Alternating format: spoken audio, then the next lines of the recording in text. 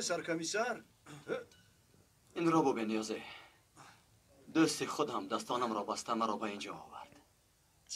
نگران نشو سرکمیسر، یگان چیز نمی شود. کمی نصیحت کرده تو رو آزاد میکنم. شاید یگان دلیل داشته باشن.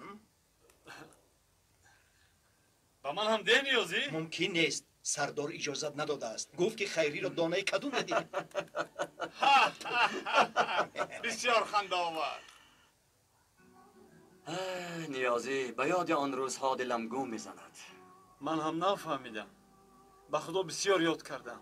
اما اینجا تو را کسی یاد نکرده است. خیری موش تو چی خیل ما را فروختی ها؟ کی فروختم؟ چی فروختم؟ کی فروختم؟ کنی گبزن چی را فروختم؟ ها یعنی فروختگیت را قبول کردی. اکا ما یک اصول خطا رو استفاده بردیم. برای 3 تنگه شده ما رو تمام میکنی. این هم کار شدن؟ خدا رو شکر که سرکمیسر یکی دستگیری همون کرد. تشکر به او. بس کنید. به گذشته صلوات. گذشته ها گذشته. ای بیده گفتم. نیازی میگن که به سردار یادم چی نوامد است؟ نپور سرکمیسر، یک زنی نمیشدنی، احمقی نمیشدنی. چه خیل گویم ها؟ منم مثل خیری. ای خدا. کی بود از نیازی؟ نامش چی؟ خیریه. ای بس